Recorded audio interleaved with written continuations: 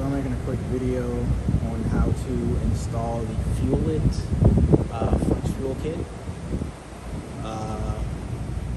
Mainly because there's not many videos as to how to install this particular kit. It's similar to the AMS and the Spool Performance kit.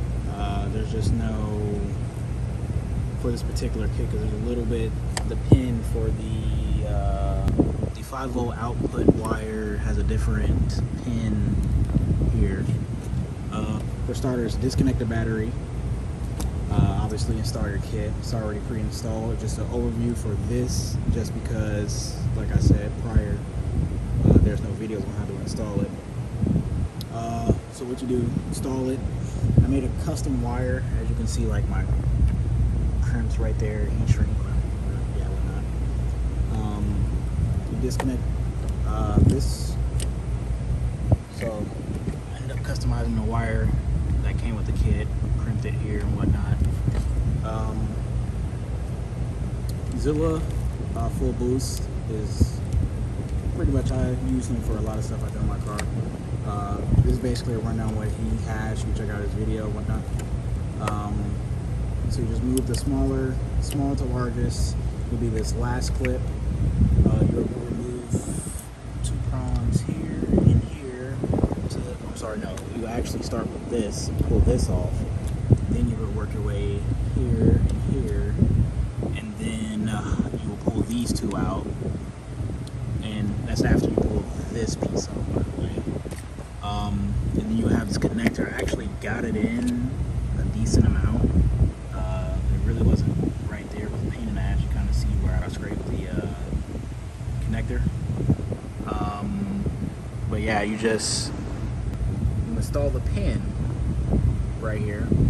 I ended up using my little tiny flathead and my needle nose pliers to grab around the the wire right here on each side.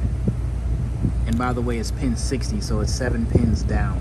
And you'll see it's right beside a yellow wire, and you have this little piece, I guess, just protecting the port and whatnot.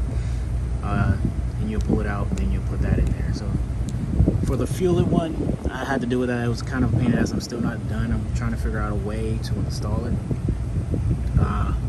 I'll probably upload a clip and show how to do it. But yeah, so far that's how I got it in. This is how you do it for the Fuel-It Flex Fuel Kit. So yeah, once you're done, put everything back in reverse order. You would start with the gray connector and then work your way with this one. I kind of left a lot of slack just so I like to keep everything nice and neat, as you can tell. Tuck it in. And then just put everything back in reverse order. Start it up. Check your EcuTech app. You will more than likely need to be tuned unless you're running like a JB4 or whatnot. I'm not sure if JB1 does it. I know Flash cars and JB4 cars can do it.